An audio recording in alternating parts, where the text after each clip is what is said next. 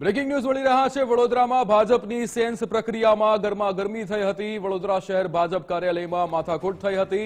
પ્રમુખ માટે ફોર્મ ભરાવતા માથાકૂટ થઈ હતી। પૂર્વ ડેપ્યુટી મેયર અને પૂર્વ કોર્પોરેટર વચ્ચે બબાલ થઈ હતી।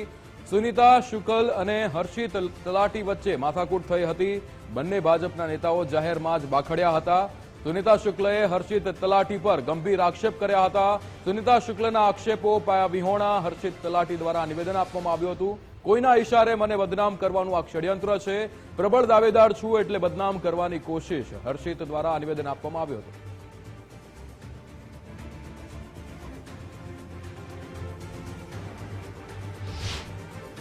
મારે સુનીતાબેન સાથે કોઈ પ્રોબ્લેમ નથી। મારે પાર્ટીના અન્ય કોઈ પદાધિકારી કે પાર્ટીના કોઈ પણ કાર્યકર્તા સાથે કોઈ પ્રોબ્લેમ નથી।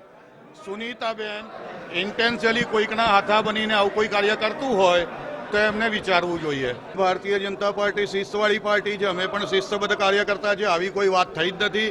માત્ર ને માત્ર મારા પર કાદવ ઉછાળવા માટે આ કૃત્ય થઈ રહ્યું છે। વડોદરાથી અલ્પેશ સુથાર આપણી સાથે લાઈવ જોડાઈ ગયા છે। અલ્પેશ, જે રીતે વડોદરામાં ભાજપની સેન્સ પ્રક્રિયા દરમિયાન ગરમાગરમી થઈ હતી, શું વિગતો? બિલકુલથી વાત કરવામાં આવે તો આજે વહેલી સવારથી જ જે નમો કમલમ ભાજપનું જે શહેર કાર્યાલય છે ને ત્યાં પ્રમુખની દાવેદારી માટે 9:30 વાગ્યાથી જે તમામ લોકો છે તે પોતાની ફોર્મ ભરવા માટે પહોંચ્યા છે। જોકે 12:30 વાગ્યા સુધી આ જે પ્રક્રિયા છે તે ચાલશે અને આપ જોઈ શકો છો રીતે 30 થી 35 જેટલા ફોર્મ ભરાય તે પ્રકારની સ્થિતિ છે અહીંયા દેખાઈ રહી છે। મહત્વની વાત અહીંયા એ છે કે જે રીતે વડોદરા શહેરમાં છેલ્લા કેટલાય સમયથી આપણે જોઈએ છે કે જે સંગઠન છે કે જે સંકલન છે અથવા તો જે ભાજપનો અંદરનો જે જૂથવાદ છે તે પણ ચર્ચામાં રહ્યો છે અને હાલ જે રીતે પ્રમુખની દાવેદારી કરવા માટે લોકો પહોંચી રહ્યા છે અને તેમાંથી પોતપોતાના જે માનીતા ચહેરાઓ છે તે પ્રમુખ બને તે પ્રકારની આશા છે તે લોકો રાખી રહ્યા છે અને અહીંયાથી જે શુભેચ્છકો છે અથવા તો જે ફોર્મ ભરવા માટે પહોંચતા જે નેતાઓ છે તે પણ ક્યાંક ને ક્યાંક નિવેદન છે તે આપી રહ્યા છે અને હાલ જે રીતે વાત કરવામાં તો પૂર્વ ડેપ્યુટી મેયર સુનીતા શુક્લા અને પૂર્વ કોર્પોરેટર છે હર્ષિત તલાટી તેમના વચ્ચે જાહેરમાં જે માથાકૂટ છે તે થઈ હતી અને શહેર પ્રમુખ બનવા માટે ફોર્મ ભરાવતા સમયે આખી આ જે માથાકૂટ છે તે થઈ હતી। જો કે સુનીતા શુક્લા દ્વારા આક્ષેપ કરવામાં આવ્યો હતો કે અમારા ઘરમાં જે નૈતિકતા છે કે અમારા કપડાં નહીં ઉતરે અને હર્ષિત તલાટી દ્વારા જાહેરમાં કપડાં ઉતારીને ભગાવું તેવો આક્ષેપ કરતા આજે સુનીતા શુક્લ છે તેઓ બાખડ્યા હતા। અન્ય નેતાઓએ વચ્ચે પડી અને આખો મામલો છે તે થાળે પાડવાનો પ્રયાસ કર્યો હતો। જો કે હર્ષિત તલાટી દ્વારા આજે સમગ્ર મામલે આક્ષેપો છે તે ફગાવવામાં આવ્યા છે। હું આવું કંઈ બોલ્યો જ નથી, મને કોઈના ઇશારે બદનામ કરવા માટે આખું ષડયંત્ર છે તે રચવામાં આવ્યું છે તેવું સ્પષ્ટ કહી રહ્યા છે।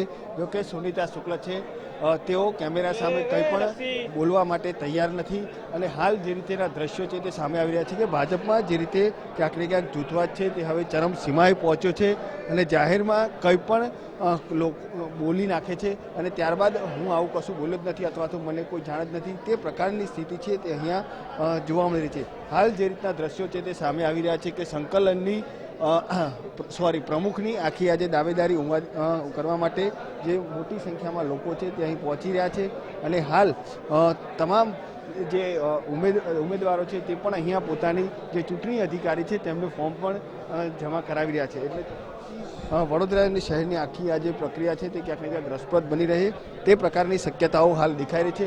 પરંતુ જે રીતે અંદરનો જે જૂથવાદ છે અથવા તો જે પોતાના જે માનીતાઓને જ પ્રમુખ બનાવવા તે પ્રકારની નીતિ છે તેને ક્યાંક ને ક્યાંક હવે આખો આ જે વિવાદ છે તે હવે ચરમ સીમાએ પહોંચ્યો છે અને હાલ જે રીતે વાત કરવામાં આવે તો આપ જોઈ શકો છો તે રીતે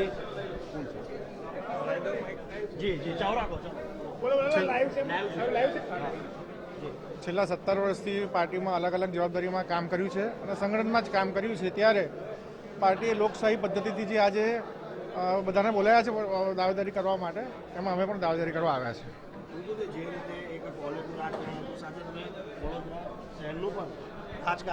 બિલકુલ હાલ ખાસ કરીને વાત કરીએ તો જે રીતે અલગ અલગ જે દાવેદારો છે તે પોતાની દાવેદારી કરવા માટે પહોંચ્યા છે। હિતેન્દ્ર પટેલ કે જેઓ સ્થાયી સમિતિના પૂર્વ ચેરમેન છે, જસવંતસિંહ સોલંકી મહામંત્રી છે, તેમજ જે વડોદરા શહેરનું જે જે અલગ અલગ જે હિત ઈચ્છતા જે કોર્પોરેટરો છે તે પણ પોતાની હાલ દાવેદારી કરવા માટે અહીં પહોંચ્યા છે અને હજુ પણ ફોર્મમાં સંખ્યા વધે તે પ્રકારની સ્થિતિ છે તે અહીંયા દેખાઈ રહી છે. કારણ કે જે રીતે જોઈએ તો હવે ટૂંક સમયની અંદર જ આખી આ જે પ્રક્રિયા છે તે પૂરી કરવામાં આવશે, પરંતુ ક્યાંક ને ક્યાંક આખા જે જાહેરમાં બાખડ્યાના દ્રશ્યોથી જે ભાજપની છબી છે તે ચોક્કસથી ખરડાઈ હોય તે પ્રકારની સ્થિતિ છે તે અહીંયા જોવા મળે છે.